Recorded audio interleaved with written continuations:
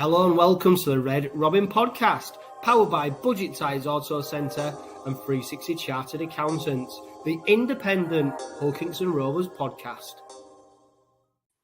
Good evening, East Hull and beyond. It's great to see so many people join us for this week's Red Robin podcast weekly. We've got James Purling, podcast regular, join us for this week's episode as we discuss our defeat to the Warrington Wolves, our upcoming Challenge Cup fixture against the Batley Bulldogs, and everything else that's happened in between. It's almost becoming boring saying it, James, but the life of a 𝗕𝗂𝗄𝗏 Rovers fan is never dull. And when you look at what's happening in the past week, even the past few days, even today, it is definitely not dull, is it, James? Plenty going on with the Robins at the moment. Oh, plenty, yeah. I mean, yeah, it is. It's great because it means the club's in the news. People are talking about us, and but like you say, the saying is a week's long time in politics, and that certainly applies to Rovers as well. I mean, just even like I said, even today, in the last 24 hours has just been typical of the roller coaster that we've all come to expect and love, really. Yeah, 100%, James. And good evening to Matt Brady, Stuart Wilson, Steve Bucknell, Craig Eskerett, all tuning in on YouTube. It's great to have you involved. Please get involved in the comment section and let us know what you think of 𝗕𝗂𝗄𝗏 Rovers at the moment, and especially what we're talking about. We've got James O'Brien from the Yorkshire Post, of course. Many people will remember him from covering 𝗕𝗂𝗄𝗏 Rovers for Hull Live. He's joining us later on in the podcast. He's going to cast an eye over at 𝗕𝗂𝗄𝗏 Rovers in 2023. He still covers the side, and for those of you who listen to the press conferences with Willie Peters pre-game, will know that he's still about. He's still asking questions, and he's at the games, etc. So it'd be great to get his opinion on how Robins are doing this season and get his opinions on rugby league in general. But James, we'll start with Warrington Wolves, our defeat. I mean, God, it feels like a lifetime ago almost, doesn't it? I mean, what a fixture to be involved in as a supporter.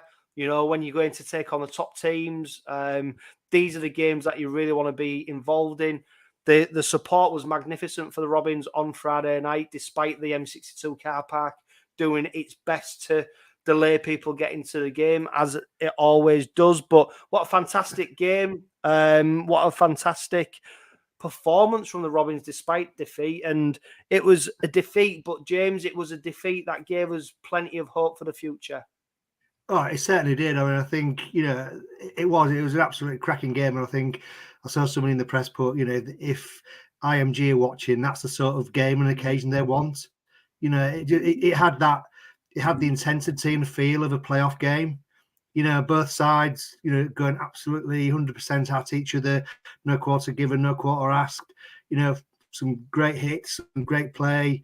It was just a really good game. Great atmosphere. Like I said, the Rovers fans that got over there, we just didn't stop singing all evening. Having got over the M62, as you say. But no, it was. And you say it's those sort of games that a few years ago we couldn't even dream of being involved in. And it just really, I think, just shows how far the club has come under Willie Peters in the last, this season, really. We obviously saw some shoots towards the back end of last season, and so the resilience the club had, but we've gone on to a different level now. And it was, I think, I think if we'd have beaten Warrington on Friday night, Warrington fans couldn't have complained. I have no complaints about the result. I thought, first half we were absolutely superb, played out, absolutely superb. Second half, we just didn't have any ball, and simple, and obviously Parcell going off, with the HIA just before half time. I think that sort of probably scuppered our chances to an extent and just allowed, lost a bit of zip and unpredictability around the ruck, and just sort of, I think I was thinking watching it, Warrington is just like just grinding it. They're just grinding us down, and they deserved the win. But I think, I said, if Rovers had come out on top, Warrington fans couldn't have complained either. It was just an absolutely superb game. Yeah, it was an absolute belter. And good evening, Dawn. Kirkby was watching on YouTube. The final score, James, 21 points to 14 in favour of Warrington. The starting lineup, we saw Ethan Ryan go in at fullback. He came in out of the dark, obviously, started the season on the right wing, missed a number of games. He came in at fullback. Sean Kenny-Dowell, he started once again at right back. 𝗕𝗏𝗄𝗡𝗅𝗏, of course, his centre. We saw the two Halls on the left.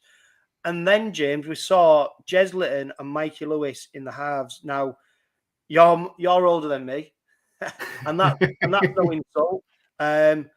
I can't remember the last time Rovers started with two Hull-born players in the halves, and it's a fantastic question to ask people who are watching on YouTube and Facebook, etc. And if you listen on the podcast, let us know, because it's been a long time since we had two Hull-born players representing Hull Kingston Rovers playing in the halves.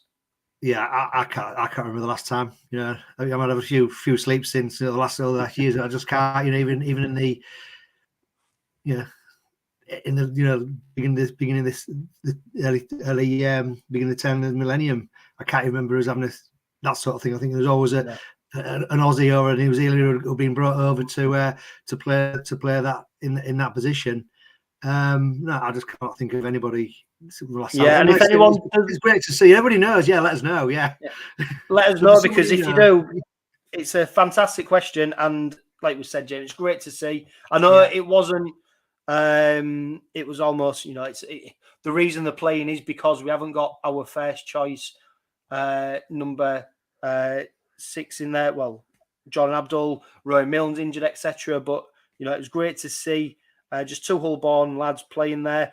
In the props, we had Dean Hadley starting again at prop. 𝗕𝗏𝗄𝗏𝗧 was the hooker. George King was the other prop.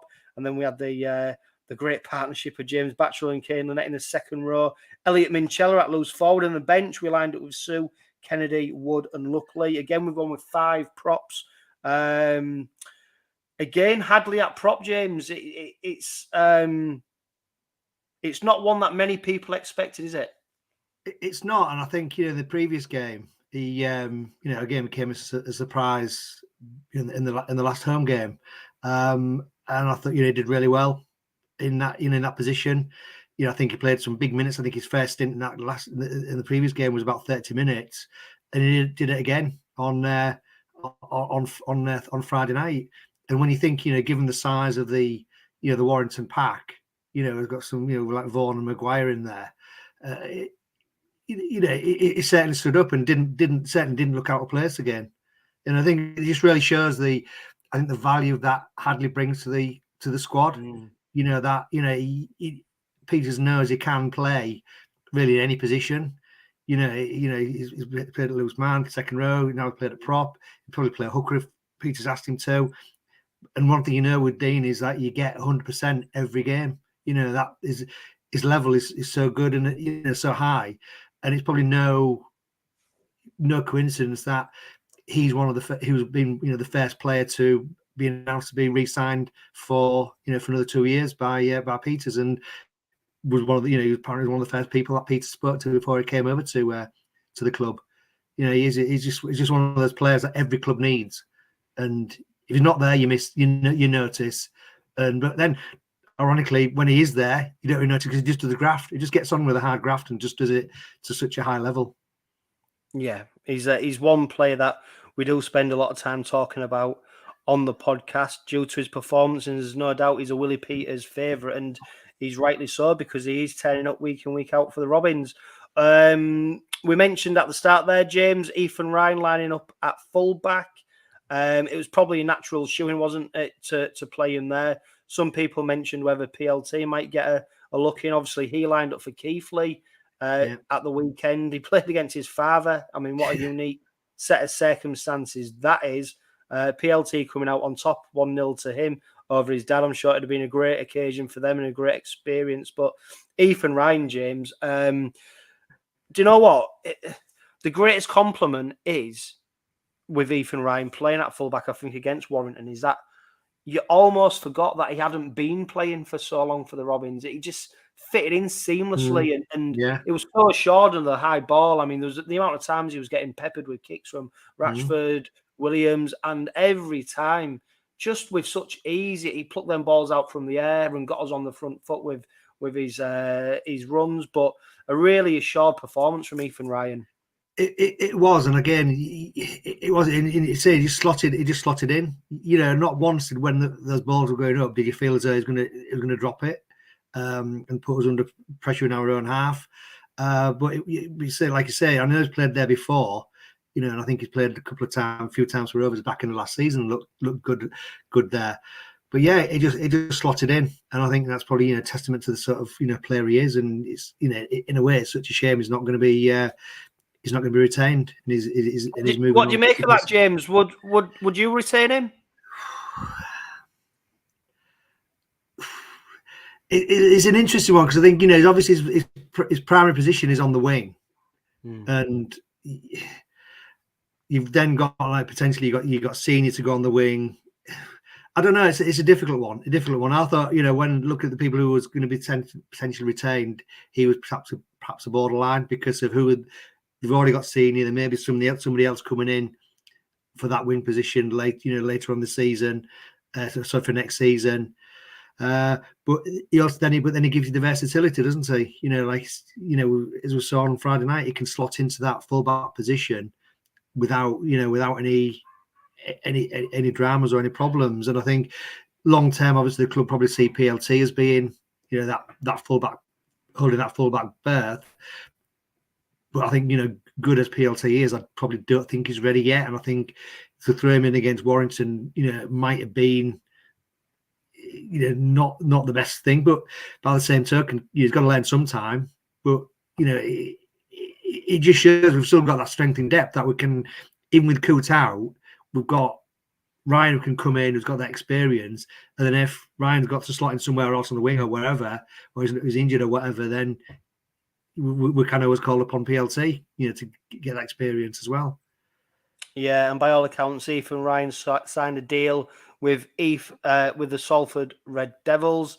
It is going to be sad to see him go, I think. Don't forget as well, James, he was the first choice right winger at the start of the season. It was his place to lose. Unfortunately, he did come up short in a couple of games, didn't he, with his defensive efforts. And obviously we've seen Willie Peters is not afraid to make changes. We've still got Louis Senior in the squad. He's featured on the right wing. So at the moment, it's cutthroat Kingston Rovers, isn't it? Because they're not afraid. It is. It is quite ironic that I think last season, in a few games, Ryan looked very solid on the wing. There's a few times he came in and just cut some attacks down dead with some crunching tackles. But like you say, I think just shows probably the ruthlessness that Willie Peters has got. That you've got to maintain, got to set yourself at a high level, and he expects you to maintain that. And if you don't maintain that, then you're out. And I think the fact that the games at the beginning of the season, it did look suspect defensively, and that's probably why he's not been retained. Yeah, and hey, look, he's still got a big part to play for the Robins. Oh God, yeah. I mean, look, Coop's out for a number of weeks. Who knows whether he'll pick up another injury as the season goes on? So he's still got a huge part to play for the Robins this season. And I tell you what, James, we posed the question. 𝗕𝗂𝗱𝗏𝗏𝗀𝗏 has come up with the goods. I mean, I'm searching frantically to find the exact game, but we posed the question: when was the last time Rovers lined up with two Hull-born halfbacks? 𝗕𝗂𝗱𝗏𝗏𝗀𝗏, Chazai Hansen and Paul Cook. Great shout, and he, Hansen did feature for the Rovers on a number of occasions, particularly during the Michael Dobson era. Last played in 2010. He made 8 appearances for the Robins in 2010. Season 2009, he made 15 appearances. 2008, he made 9 appearances. So I am searching frantically to see the game where they lined up in the halves. There was a game where he started on the bench with Dobson and Cook. They were lining up at 6 and 7, so maybe that was the game. But 𝗕𝗂𝗱𝗏, if you know the game for sure, make sure you put it in the comments, because that is fantastic knowledge. We're going back 13, 14 years there, so fantastic knowledge if you can tell us which game it is. Graham Turner, of course, podcast regular. He's commented on YouTube. Coote retiring, Ryan moving on. Thoughts on the number 1 jersey for next season. Very quickly, James, because we haven't even got into really the Warrington game. Very quickly, James, you'd expect there to be, we're talking about, I know Lakin's mentioned about us being in the market for a marquee signing or a player of that calibre. I posed a question on social media. Well, if Coote's going, who else in Super League do you reckon could replace him or realistically would replace him? I couldn't think of anyone, and the suggestions from anyone else. So maybe we are looking overseas to the NRL for a signing there. Yeah, I wouldn't be surprised. Like you, I cannot think of anybody currently within Super League who you'd say would come into could come into. And of course, James, there is players who are good enough to come in and replace Coote, but with the contract situations, etc., there's not anyone who really stands out who would go yes, which makes you think it could be overseas. Yeah, and I think that's obviously been in the thinking as well. I think to be fair to Coote, I think he's obviously given the club plenty of notice about his intentions, and I think it was probably on the cards probably back in March when he sort of intimated in that interview that I said he's going to have a think about what the future holds for him, and obviously he's had a few head injuries, etc. And he's got to think about his health and his family, etc. And he owes the club absolutely nothing. He owes the game in the UK nothing at all. So I think there will be something happening that coming in from the NRL. I think obviously there's some wild dreams going on about the likes of Gutherson coming in, which would be an absolute statement of epic proportions. I think to maybe 𝗕𝗂𝗡𝗴𝗄𝗏𝗂𝗏's been on the blower to him.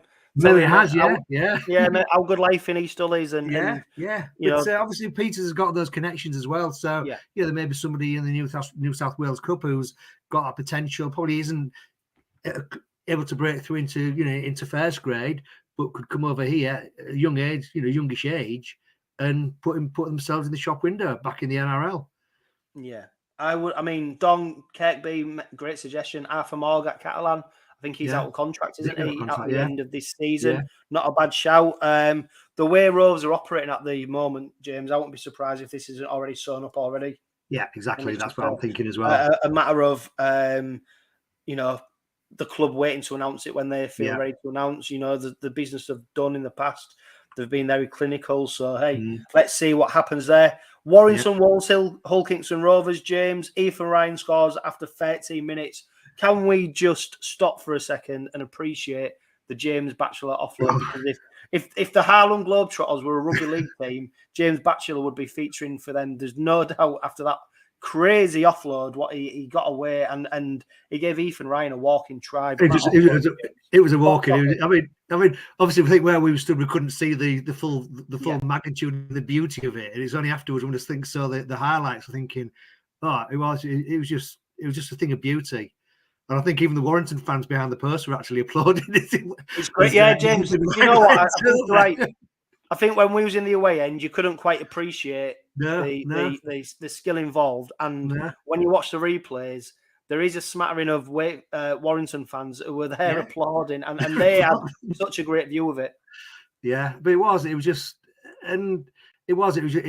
sublime, and I think it just really showed what a signing James Batchelor's been.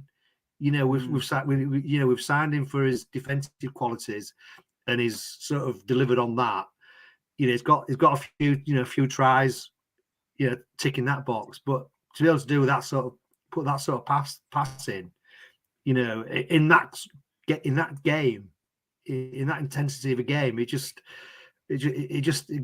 shows the level that the club is now operating at and the quality that we've been able to bring in. And it was just superb. Yeah, and despite being fearful of what might happen at Warrington, James, because of the squad selection, injuries to players in key positions, after 20 minutes, Rovers are 12-0 up. Kane Lynette, the big red machine. Of course, he's just signed a new one-year deal. We'll come on to that very soon. He scores after 20 minutes. Rovers are 12-0 up. And James, there was an air of confidence, an air of we deserved this. It wasn't. It it wasn't a fluke. It wasn't a fluke. No, we deserved to be 12-0 up. 12-0 up after 20 minutes. Yeah, I mean, you know, I think as Rovers fans, we're used to sort of seeing them play and getting to 12-0 leads, or getting to leads and thinking, oh well, they're going to blow it. They're going to blow it, etc. But I stood there watching, I was thinking they're in total and complete control of this game. Yeah, they will sort of make it. Getting the big Warrington forwards running around, creating the gaps. I think even Minchella could have gone in again, but I can't remember who did the try save to stop. Was it Gufty? Yeah, Duffy. Well, Duffy, yeah. I mean, I was thinking about a puppy the other night. Yeah. So we're in just total control, and I think even when they scored just before half time, it was almost thinking, actually, it's been a bit of a scrappy try. And I said to this guy stood next to me, I said, we've only conceded tries recently from kicks, fumbled behind the line, etc. Because otherwise there was no way Warrington seemed to be able to get through that Rovers defence. Yeah, and you could tell as well in the stadium, James, because the Warrington fans were almost sort of not in shock, but there was quiet despite the best efforts of that boy with a drum to get the crowd going. Nobody was joining in because there was just an air of, I don't know, they just didn't seem to be at the races, and that wasn't because of Warrington though. That was because Rovers intensity. The intensity and the speed, and one player was crucial to that. James was 𝗕𝗂𝗡𝗏𝗄𝗏. I know why he scored on 33 minutes at 12-6. I still didn't think Warrington were going to lay it on thick and come back really strong. But 𝗕𝗂𝗡𝗏𝗏 was so integral to that intensity in the first half. It was, and every time he got the ball, he just looked dangerous, and I think he just causing the Warrington defence problems, and you could see him sort of standing off him, and he was just had that space, and just running from side to side, looking for the gap, putting players through, etc., and just really orchestrating the Rovers attack. And like I say, just when he was on, you just felt as though we scored twice. We could score any time here. We just 10 and a half break into a full one. Would have been away, and if we'd have gone in at half time 18-6 up, it would have been nobody could have had any complaints from a Warrington team on that on the way it had gone. But no, and Warrington fans will probably point to the Curry's try on 45 minutes. Rashford converts, that makes it 12-all. For me, though, James, the key moment was 𝗕𝗂𝗡𝗏𝗏𝗏 going off on 53 minutes at the score 12-all. I mean, it was so influential. But when we was already down to sort of the bare bones in our spine, our bench of Sue, Kennedy, Wood, Luckley, it don't give you much room to manoeuvre in terms of hooker or in the halves.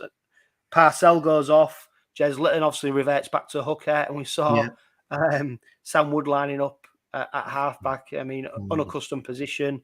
Another one who's filled in at a number of positions for the Robins this season. I wouldn't say let us down in that game whatsoever. No, not at all. No.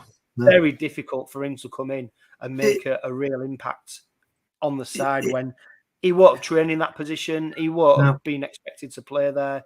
It's just, it was just a little bit of, once that happened, James, you just thought, here we go. And, it's crazy, really, because the player who inflicted the injury on 𝗕𝗂𝗡𝗏𝗏𝗏 has had no recompense.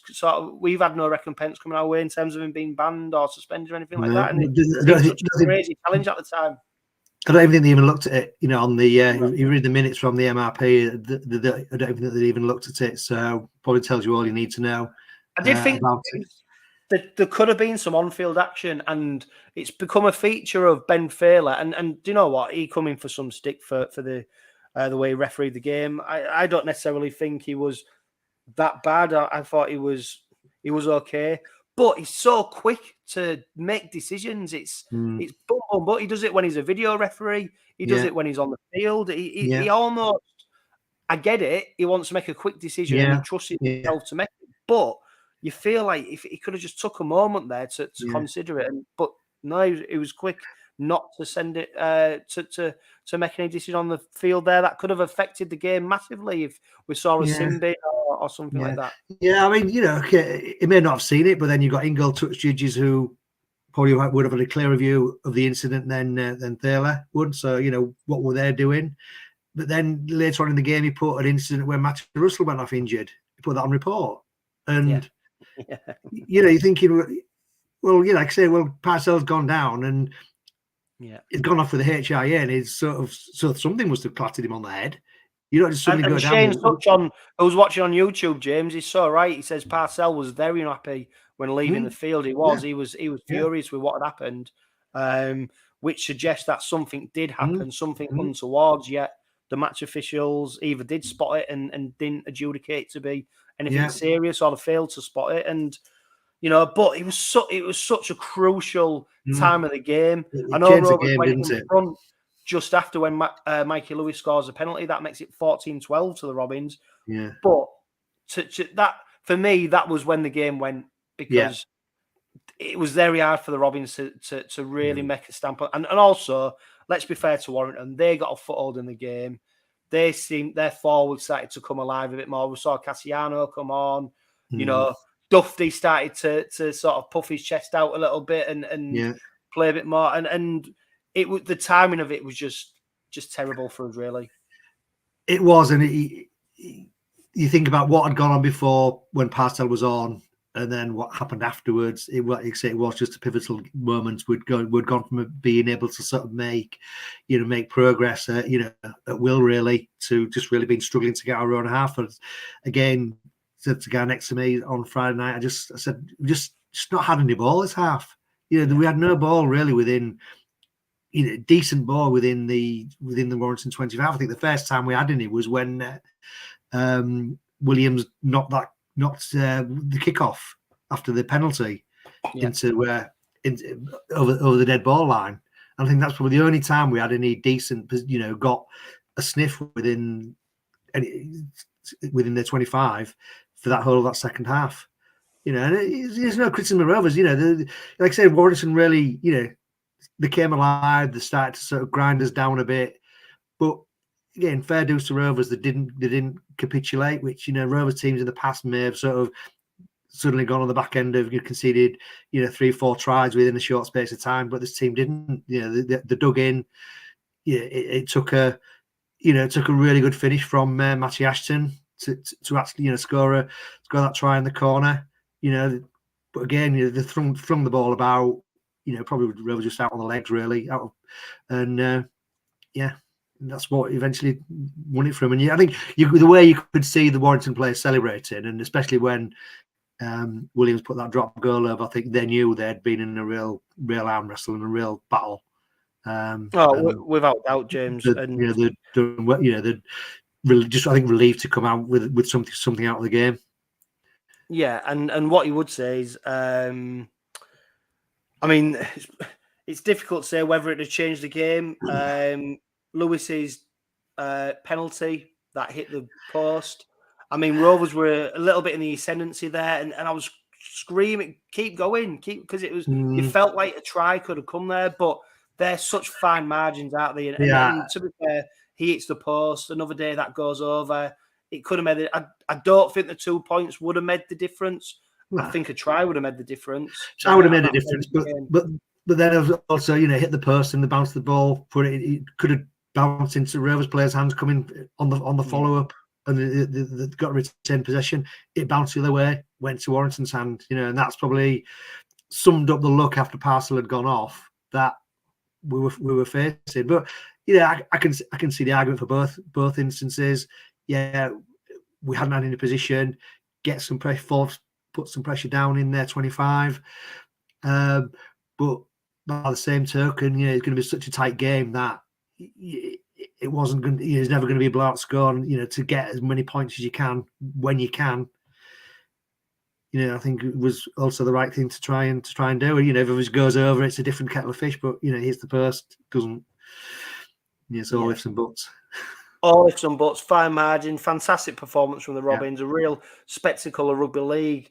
I think you was right, James, the way the Warrington players and supporters celebrated, knew they was in a game, and hopefully we're not in too many games like this where we're on the back end of a defeat. Hopefully we're in these games where we come out on top. And fantastic. I mean, overall, fantastic performance.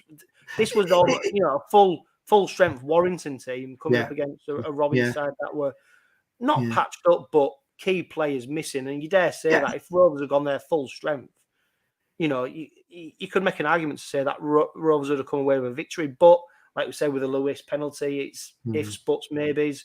And we'll see what comes in the future. I mean, stats-wise, Ryan Hall, I mean, it's every week. Top meter maker. Corey Hall, second. Sean Kenny-Dowell. What I would say is, although was restricted, Ryan Hall was 116 metres. Nobody else made over 100 metres in that game, which is almost unaccustomed for the Robins at the moment. 𝗕𝗵𝗿𝗀𝗏, he got 1 point in the Man of Steel awards. He was our top carrier. He made 15 carries.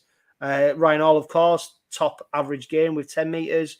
Bit of anomaly, Sean Kenny-Dowell and then 𝗬𝗍𝗍 and Rhys Kennedy, 9 metres average gain, but we're going to come on to the props very shortly. Missed tackles, Sue 5, Lynette 4, Dean Hadley 3, but Kane Lynette made 35 tackles. Our top tackler on Friday night was James Purling. He's done it on a number of occasions for the Robins this season. 39 tackles. 𝗔𝗰𝗰𝗍𝗍 and 𝗕𝗵𝗿𝗀𝗍 were 34. Just going on to the props, James.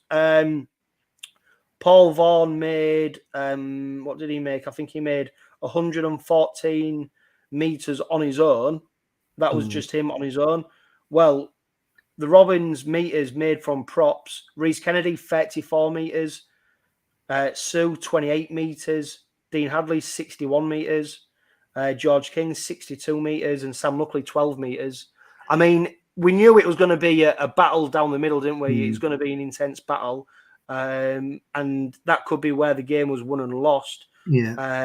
But it was a tough night for the props on Friday, because when you look at the meters that they made, and to be fair, I mean, Sue, Rhys Kennedy, they had a 9 meter average gain. Rhys Kennedy only had 4 carries. Sue only had 3 carries. So it's not great reading if you're them. Obviously, the minutes on the pitch weren't as big as, when you carry 5 props. It's not as you're not going to get on the pitch as much as possible. But as a combination, we just didn't do enough down the middle, I don't think.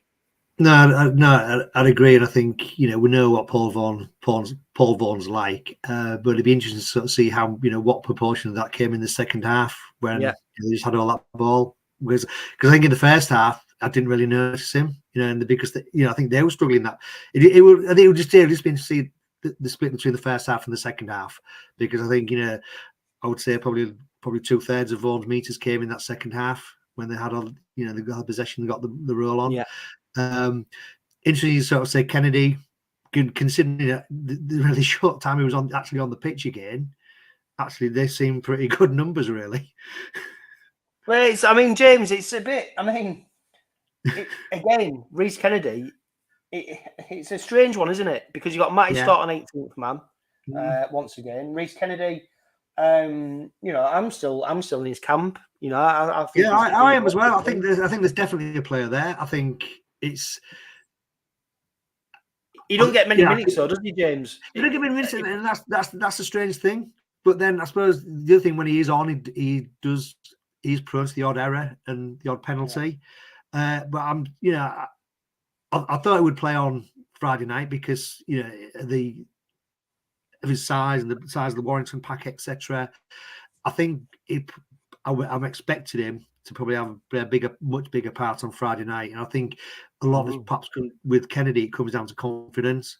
So he probably does need that running, those minutes on the pitch to boost it. Because I think there is a player there. I think when we compare him to the props we've had in the last couple of 2 or 3 seasons, he's certainly not the worst. So I think he's putting the effort in, but for whatever reason, it's just not coming off for him. Whether that's down to the wet weather, let's face it, the last few weeks, every week, the last few games have been played in wet weather football. So hopefully, if we do get a bit of sunshine, a bit of dry pitches, his game will come to the fore, and he will have that more confidence to do an offload. we don't. Like I say, we don't know what Peter's saying behind the scenes, do we? He may be asking him to play that particular way, and just sort of saying, "Well, I'm only going to give you 10, 15 minutes."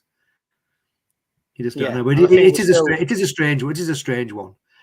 I think it's and we're still when you consider what's gone before, I think we're very fortunate to have him. Although I do think if he was paid per minute on the pitch, he'd be skint because he would not be living on that basis. But that was the Warrington game. Fantastic performance. Lots and lots to look forward to. The Robins, though, are not in Super League action this weekend as we enter the Challenge Cup. And to help us look forward to that game and discuss Rovers in 2023, I'm delighted to welcome back James O'Brien. James, it's great to have you back on the podcast. It's been a while. Obviously, you've changed jobs since you was last with us. You're now reporting for the Yorkshire Post. James, he'll buy the Yorkshire Post. He lives on Kingswood, so it's obviously very highbrow. So, of course, James will be an avid reader of the Yorkshire Post, whereas I'm still reading the Sunday Sport. So, apologies if I don't see your match reports in there. But, James, how's the transition gone to the Yorkshire Post? How are you enjoying life? Everything going okay? Yeah, good, yeah.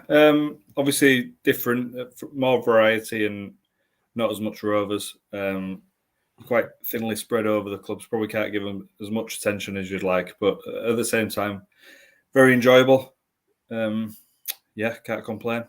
Excellent, and of course you do still cover Rovers. You're on the weekly press conferences with Willie Peters, etc. So you've still got a firm handle over what's going on in HU9.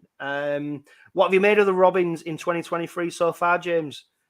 Yeah, really impressive. Obviously, they started making strides, didn't they, under Tony Smith? I'm not sure if I can mention his name around here, but no, he's still all right. He's not really done much for them, has he? And no. Some people think he's a sort of a secret agent gone in there to do a job. So yeah, he's slowly turning it around now, though, isn't he? But anyway, enough of that. But yeah, under Tony, I think the Rovers were guilty of lurching from the sublime to the ridiculous and back again quite quickly, weren't they? But now they've got more substance and steel, but still bring out that style and swagger when the time's right. And I think that's what is most impressive under Willie Peters. They seem to have more discipline, although it's funny saying that a few days on from that Warrington game where they seem to lose discipline, whether it was Rovers losing discipline or 𝗕𝗂𝗱𝗏𝗲 which going whistle-happy, which he does have a tendency to do. Yeah, I mean, James, it's something we mentioned just, I don't know if you heard it, about 𝗕𝗂𝗱𝗏𝗏 and very quick to make changes, etc. Isn't he? That game on Friday, though, a lot of adversity. But, I mean, James, you mentioned there with Tony Smith, with Tony Smith, games could quickly be, you could be 12-0 up, and then within 20 minutes, you're 30 points to 12 down. And it doesn't seem to be that there with the Robins at the moment, and there seems to be a bit more of a steely resolve around them. Yeah, they're not as susceptible to those mood swings, are they, from half to half, week to week, which they were previously. Obviously going on a 6-match winning run, which they needed at the time, didn't they, after losing those couple at the start. But yeah, they're in a good spot, aren't they? But as Willie Peters has been at pains to stress, they're not even halfway through yet. And the thing with Rovers is you've just got to keep an eye on that injury situation and the it's slowly creeping back up in it, and obviously in those key positions as well, which you need those players on the pitch. I haven't seen much of Jordan Abdul in the past year, and that's a big one. Obviously, when he does play, is so influential. And this week you probably look at resting Lewis and Litton if you could, but I don't think there's scope to do it, is there? So you just crossing your fingers as Rovers fans, hoping that those guys come through. Yeah. If you lose one of those, then you really are in trouble, aren't you? Yeah. It's very funny, in James. Short term, at least.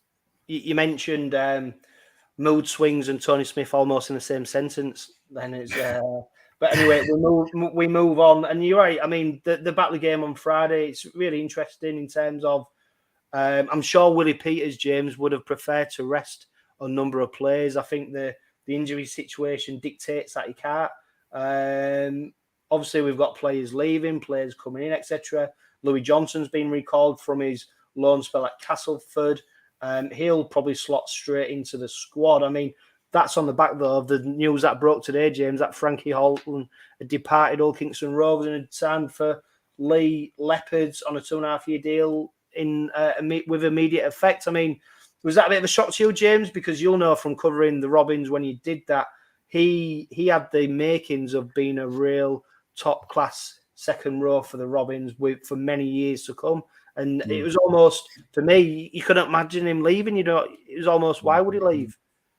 Yeah, if you'd have said that like 10 games into last season or this time last year, you wouldn't have believed it, would you? I'm not seeing many players come into Super League and crack it so quickly. I think he got told he was going to make his debut against Wigan the day before or maybe the morning of. And he just came in and he looks like a natural straight away, didn't he? Probably Rovers' most consistent player, not only in the first half of the season, but across the whole season, if you look at it. So yeah, it's a funny one, but new coach comes in and these things can happen. And obviously James Batchelor's come in who, if you look at that pairing in the second row, they're probably, well, up there, if not the most consistent second rows in the competition. I don't think many Rovers fans would swap those guys for any other pairing. No. So yeah, once you find yourself behind those guys, and obviously he's got the ties to Lee and over in the northwest. So yeah, it did feel like it would come in because he's not been involved, has he? I don't think he's played for the last month. So something was on the cards. You could sense it. It is a shame because I really like him. I think he's a great player. Seems like a good lad as well. But yeah, and on Willie Peters generally, because he's making these tough calls into seeing Ethan Ryan go, Sam Wood go, and I think it's just a mentality thing. If they don't quite fit his mentality of wanting to be winners rather than just Super League players, then they'll send them off and get someone in who does want to win stuff. Yeah. Apologies if you get mixed up. I'm going to come to the other James now. Right. Sorry. But I was going to ask you if you No, sorry. No, it's not as if Frankie Holton's been frozen out, though, is it? He's played 6 games this season. His last game was against St Helens, famous victory for the Robins against St Helens.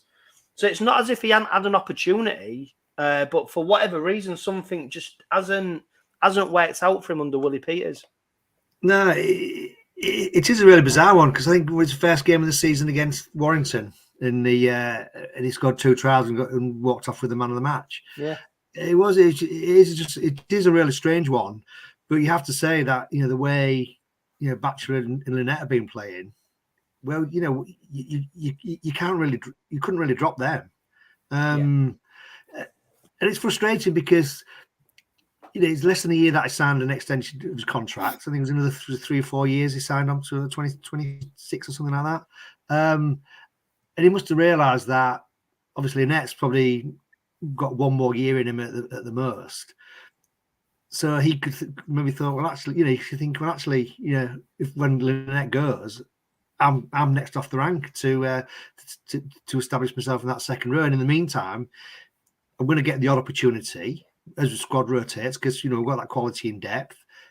I've shown what I can do for the club, but I don't know. It just seems a really strange one. I just wonder whether, like say, in the background, there's family reasons, etc. that have come into it. As you said, James is from Lee anyway. I think he played for Lee Miners as his junior club, so maybe that's the law of it, and why it's gone back there, but. Like I say, it does seem a strange one. In a way, it's very disappointing that he had that potential to be, a real class player for the club for a long time, and maybe it is a bit of spitting out his dummy. I don't know as well. That I'm not, I'm trying my best in training, not coming through, not getting picked. So yeah, but wish him well at Lee. Yeah, and coming back to you, James O'Brien. I mean. He was under contract, and to be fair, Rovers could have sort of held the cards there, couldn't they? And almost demanded a transfer fee to sign him. Obviously, hot property for a lot of teams. Rumours that he was going to go across the river to the Black and White. Derek Beaumont, obviously, he's not afraid to splash the cash if needed. But the fact that they've released him from his contract to enable him to sign for Lee is probably pretty telling of the situation that he was in. Yeah, I think so. And transfer fees are quite rare these days, aren't they?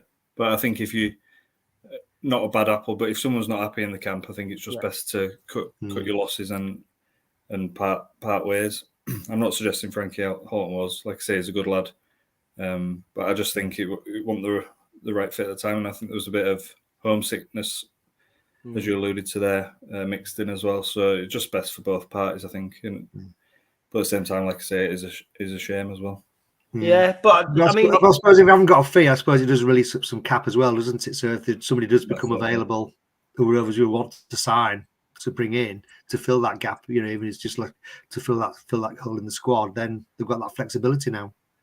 Yeah. Although James, I'd be surprised if anyone does come in. I mean, Louis Johnson went over to Castleford on a season-long loan. Of course, Rovers maintained a recall option on him. He has come back in and he's in the squad for the Batley game. And with the way that 𝗕𝗏𝗏 and 𝗕𝗏𝗏𝗏 are playing, and with our options in the back row, really we're not necessarily weakened by the fact that Frankie Holton is departing, because you've got Louis Johnson now who's got a chance to stake a claim for a spot in the side. And I think on the contract list that the club's released, I think Johnson undecided, or what? I don't think it's decided yet what is happening with Louis Johnson next season. So this is his chance, I think, James. Yeah, I think. But I'll tell you what, James O'Brien first, and then I'll come to James Purling. Yeah, I think the expectation when he went to Cass was that he'd stay on there. It'd like turn into a permanent, but obviously it's not gone that way. So he's got a great chance now, and to come back and put himself back in Willie Peters' thoughts. So it's a big second half of the season for him in particular. But yeah, Rovers have got some recruiting to do now, because he is shaping his squad and he's putting his stamp on it, is Willie Peters.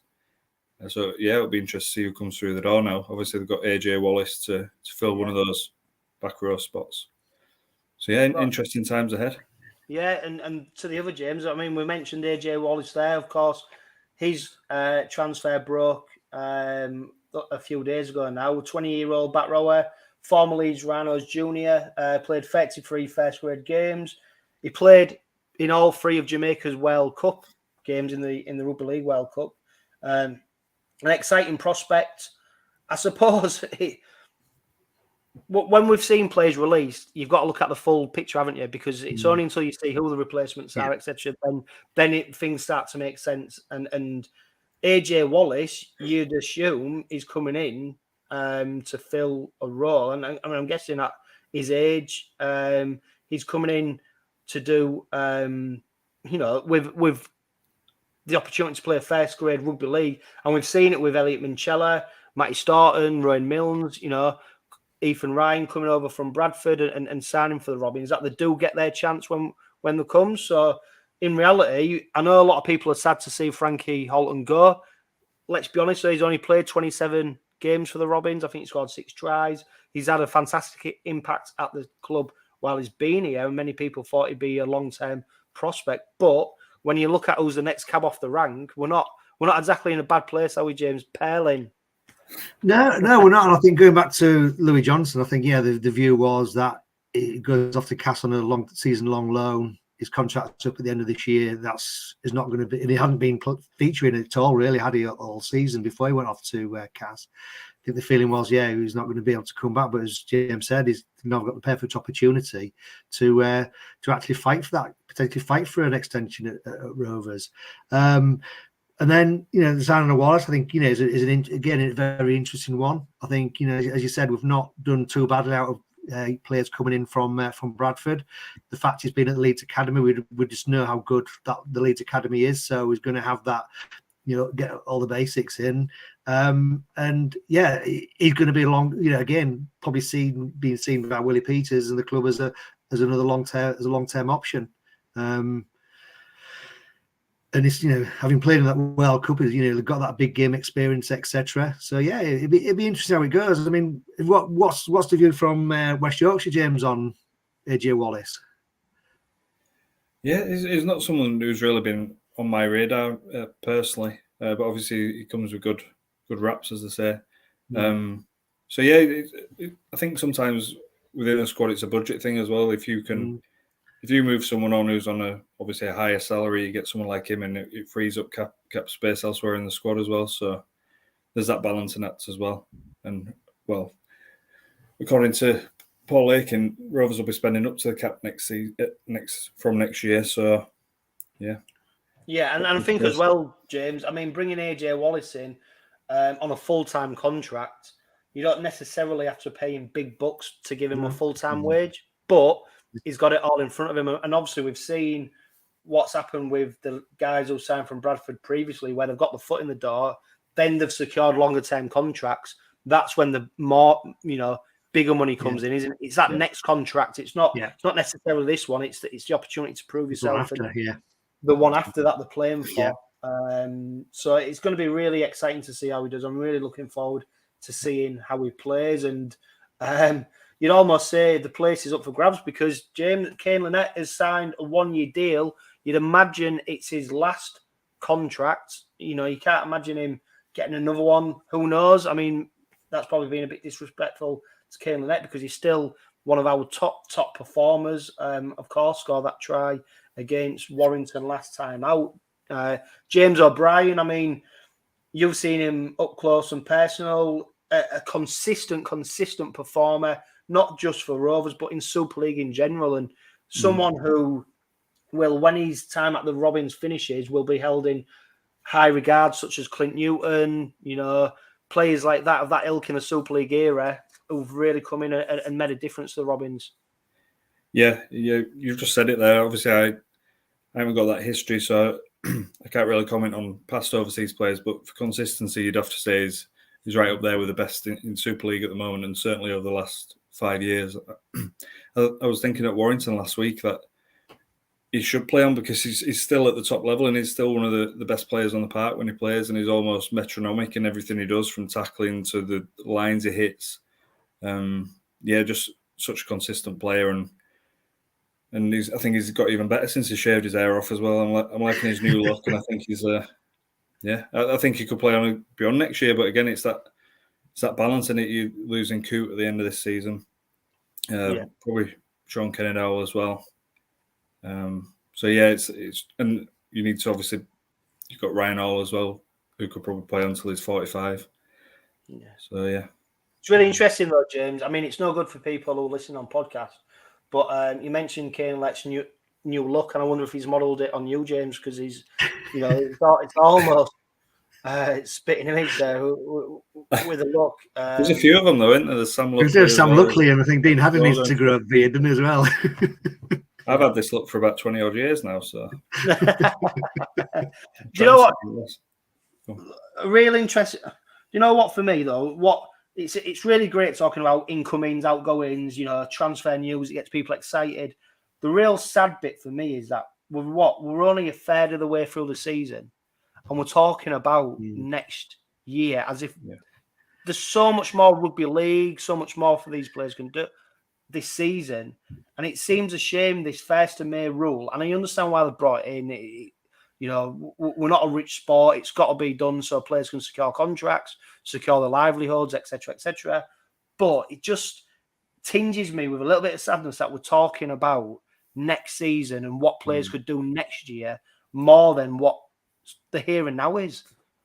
Yeah. Is that for me? Sorry. Yeah, both of you. James O'Brien, you go first, and then No, I get that, absolutely. It does seem a bit ridiculous. You need to make these early decisions as well, especially on some of these older blokes. You don't know how they're going to be at the back end of the year. And how many times do you see players suffer major injuries after you've signed them as well? Like, remember the other year, in one of his last games for OKR, Greg Minikin did his ACL, didn't he? And then he missed. Well, you only have to look at Owen Trout now. Obviously, potentially going, wherever.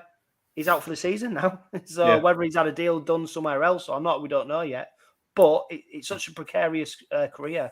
I think he's signed for Lee, or very, very close to signing for Lee. So he's going to go there now, miss most of pre-season, have to go straight into rehab. So,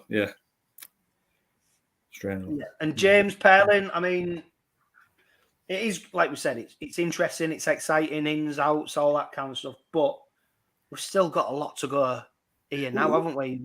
The here and now is so important. We're talking about next season. We have, and I can't understand really why they've sort of set on that 1st of May. It's almost like, the season starts February. So you've only got, the players have only had 3 months to actually lay a marker down. And we know, across the game, there's players who start really well and then, slow down later on the season and sort of fade off, but others who were slow starters who come into their own later on in the season. So it's almost like perhaps it's better to move that date to maybe the 1st of July or something like that. So at least you then got a longer period for players to be able to prove themselves, really. But you still got that time before the end of the season, before the 1st of November, when new contracts start, to get things sorted. Because, like I say, when the 1st of May comes, it just becomes a bun fight, and all the coverage that's been in a lot of the press has just been right, who's coming, who's going, etc. It doesn't really help for when the RFL are sending out retained lists and where the status is, and gets that speculation going about, and then you get the rumours going about who's going where, and like I say, it just detracts a lot from what's the here and now and what's happening already. I can understand from players' point of view wanting to get it settled quickly. They've all got mortgages to pay, they've got all family support, etc. So they want to get it sorted if they're going to be out of contract quickly. But by the same token, it just detracts a lot from what's happening on the field now. Yeah, and James O'Brien, I mean, credit to the Robins though, they are trying to get business done early, keep people settled, people, ship out people. We'll take 𝗕𝘂𝗱𝗏𝗏, who obviously don't want to be here, they want to move somewhere else to progress, etc. Ethan Ryan, I mean, Salford, Sam Wood looks like he's going to Castleford. These are done early. It gives people security. And I suppose if you are going to do business, the earlier you can do it, the more security and the more chance you've got of keeping a settled side together. Yeah, that's it. And as Tony Smith, I think, said last week, that clubs speak to players before May the 1st anyway. So it's a bit of a point. That will take, James O'Brien, I mean, that will take deal didn't come about on the 1st of May, did it? No, that's it. Yeah, that's been done before, which makes a bit of a mockery of this 1st of May ruling in the first place. Yeah, but like I say, there is pros and cons in that. You can get your squad in place early for next year, start planning. So I can see both sides to it. Yeah, and I do, like I said to James Purling, I do think Rovers have probably already secured their signings for next season. I don't think they'll be scratching around just the way that Paul Aiken and Willie Peters go about the business at the moment. Yeah, they've got a plan, haven't they? He said the same to me a couple of weeks ago. They're very good at keeping the names under wraps these days. I did hear about AJ Wallace, I think, after the St Helens game, was it? But yeah, no other names coming out. I think they'll go big on a fullback. Potentially got another overseas spot as well with Sean Kennedy-Dowell not being kept on as a player at least. So, yeah. Oh, that was interesting, James. It was, wasn't it? Yeah. Was that a little... Yeah, at least. Yeah. I won't press you, but do you think there could be something in the offing? Do you think he'd like to stay in the UK?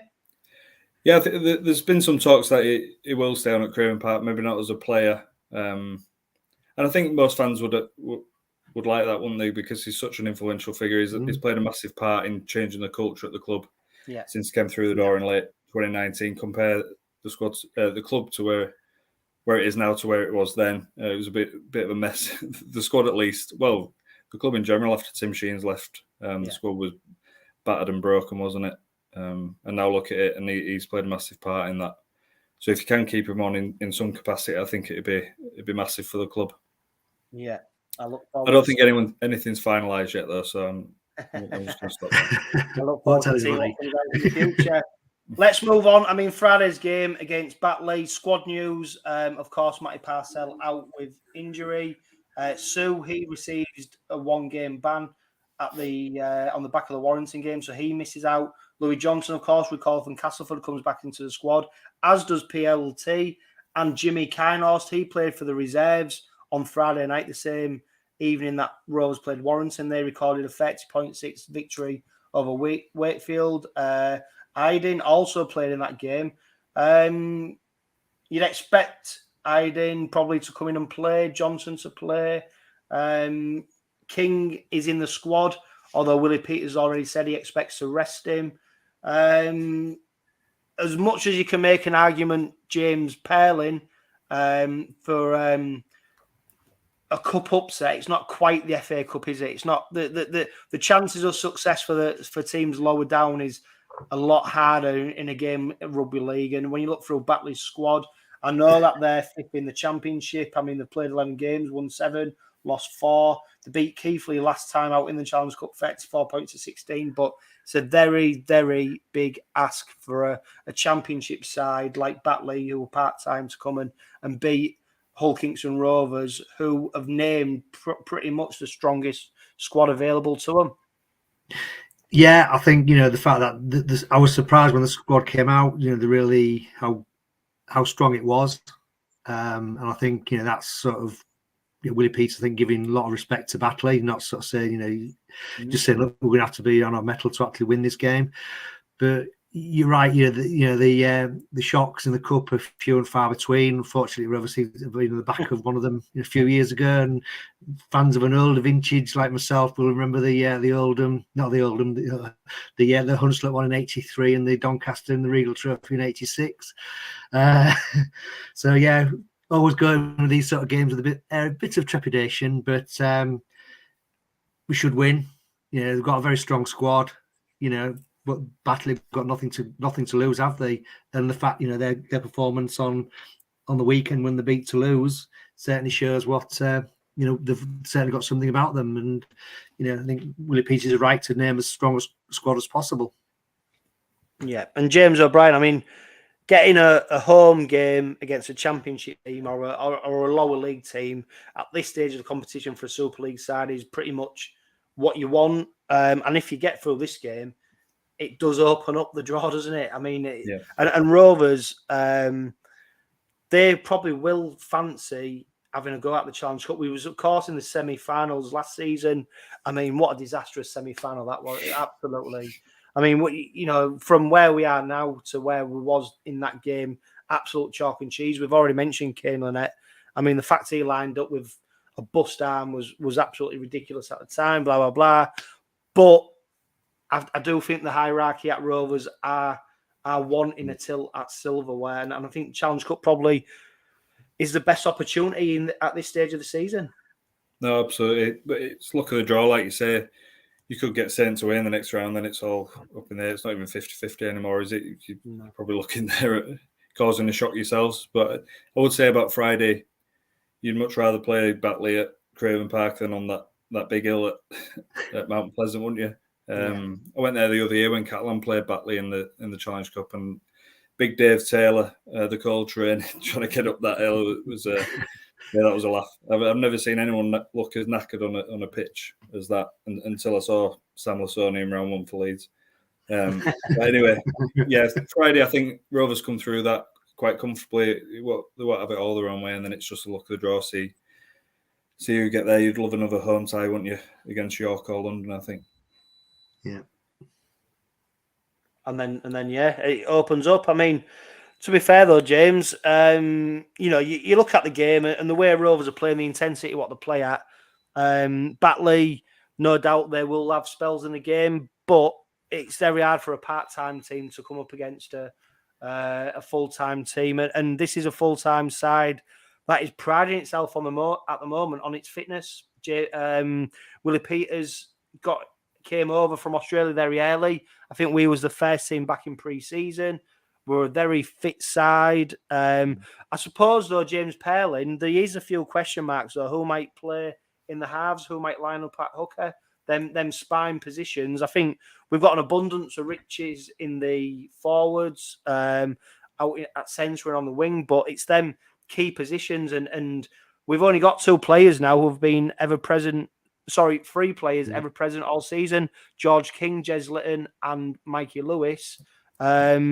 George King, by all accounts, is going to be rested, although we'll see on Friday night. Willie Peters isn't afraid to put a curveball in there. But, I mean, if Mikey Lewis and Jes Litton play, normally you'd expect them to be rested maybe. But, they could have a field day if they're on form. Yeah, and I suppose really, I could see. I think Lewis will play. I think Litton they'll play as well. It's a question, I suppose, whether you play Litton at hooker or at in the halfback. But then, if you're playing Litton in the halfbacks, who are you going to play at hooker? I think he'll probably go with. Will he go with PLT in the halves with Lewis? or would even put Wood there because, like I said, Wood played there on Friday night. Really out of position, but he didn't let anybody down. But do you go for the unpredictability of PLT? I know. Yeah, well, he lined up fat fullback for 𝗕𝗂𝗱𝗴𝗲𝗏 against Sheffield at the weekend. You would imagine that's probably, well, I say you imagine that's a position, but Ethan Ryan performed so well at Warrington. So it's very hard to make a case for him then going into the halves or at hooker, but you'd expect him to feature just because of his pace, etc. And we're seeing how well he can play. We saw against Hull FC the last game of the season when he lined up in the house, how devastating he could be with his pace and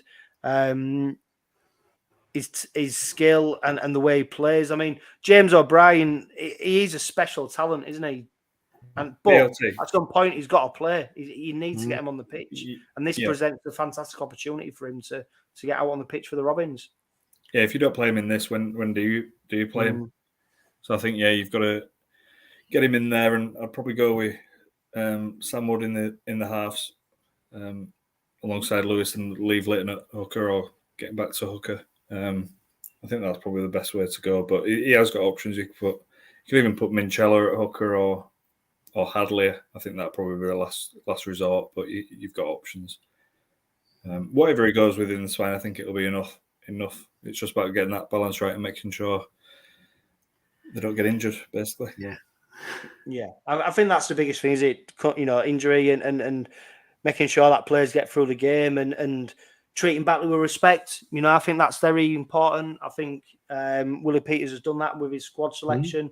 He could have quite easily named players like Leo Tennyson, who's gone on to Cornwall on loan. He could have. Conor Barley's returned to the Robins, but of course he was cup-tied. He played for York in the Challenge Cup. He won the early round, so he couldn't play, but he's been recalled. So it's going to be very interesting to see what the Robins do. I fully expect a comprehensive victory, and hopefully we get an easy draw in the next round. But James, very quickly, James O'Brien, it'd be great to get your opinion on the Rugby League World Cup. I mean, what a farcical set of circumstances that we've found ourselves in. Upsetting, really, for a lot of Rugby League fans, because International Rugby League whetted our appetite through the World Cup. We saw some fantastic Rugby League. We saw some absolute drubbings. But on the whole, what came across is that people want to see more international Rugby League. And at the moment, obviously, the French World Cup isn't happening. We've seen Qatar now throwing the hats in the ring, saying we'll host it. New Zealand, Fiji, etc. It's just a bit of a mess, isn't it? Yeah, and I think a lot of fans would have loved to have gone over to France, wouldn't they? Back end of the season, it'd have been a nice little trip over and spend a few weeks out there, or keep going back to the England games or whatever. I think it'd have been a really good tournament. But it just seems like International Rugby League's just fighting a losing battle. Is it ever going to take off? I don't know. I was saying this after the England-France game. I had to enjoy that double header in the flesh. I couldn't get away from it, and it was just horrible. Just a really, I won't swear, it was a rubbish occasion. And I think just logistically, you're just fighting a losing battle. Whereas in Rugby Union, you've got the Six Nations, haven't you? You've got South Africa as well. You've got other sides. Whereas we basically just got 4, maybe 5 now, top nations who could play each other in competitive games, and most of them are down under. And even though they're on Australia's doorstep, they don't want to play them either. So it's I think pretty depressing, isn't it? Yeah, so I think for me the biggest disappointment as well is just the impact that we'd seen with the last World Cup, the progress of the women's game, and the wheelchair game was just absolutely a revelation, and that's probably got more column inches than the men's games really. And I think it's that sort of area that's potentially going to suffer more, by the cancellation of the game in France. The tournament in France, but like I say, James, it would have been perfect. If a lot of people would have wanted to go out there, spend a week out there or something, like taking a few games. Yeah, we just seem to shoot ourselves in the foot all the time, don't we? And, I think it's particularly disappointing given the global sports events that happen in France over the next sort of year or so. The Olympics and the Rugby World Cup. The French government seems to manage to fund those. But with the best will in the world, I can't imagine funding a Rugby League World Cup would require the same level of spend as would go into those two events. No. And the profit they will make on those, would surely help cover some of the cost on the Rugby League World Cup. And it's just a very disappointing missed opportunity, I think, for the whole game. Men's, women's, wheelchair, PWRL, etc. Yeah. Well, it's been fantastic, James. Both James, thanks for joining us. James O'Brien, what game are you covering this weekend? I'm at Halifax Saints Friday night. Oh, are you expecting a shock? No, but I need to be there just in case. You could say the same about Craven Park, couldn't you? But I don't think we'll get a shock at either. And then Leeds Wigan Saturday. That's an interesting one again. Wigan's response there, the holders out there, and it's great to have those games so close together. The one last Friday going into this one, it's really intriguing to see which Leeds to turn up firstly, because we talk about the sublime to the ridiculous. No one does it like the Rhinos at the moment. So will they revert to type? Will they go from one good performance to a really poor one? We don't know. They could do it from first half to second or the other way around. We'll see. Yeah, and of course the Wigan Warriors are up next for the Robins in Super League. We play them next after our fixture against Batley in the Challenge Cup. Guys, it's been fantastic, really interesting podcast. Thank you so much for joining us. We have, of course, powered by 𝗕𝓸𝓫𝓲𝓷𝓼 Chartered Accountants and Budget-Size Auto Centre. It's the magic of the Cup as the Batley Bulldogs come to Craven Park on Friday night in the Challenge Cup. We look forward to welcoming them. Of course, thank you to everybody who's tuned in and watched live on YouTube and Facebook. And of course, everyone who listens on podcast, a huge thank you. Keep sending in your answers for who was the last Hull-born halfback partnership. 𝗕𝘂𝗍𝗓 and Paul Cook was the latest offering. We haven't got a specific game yet. If you do know, let us know. It'd be fantastic to find out. But for now, please just live, love, laugh and be happy.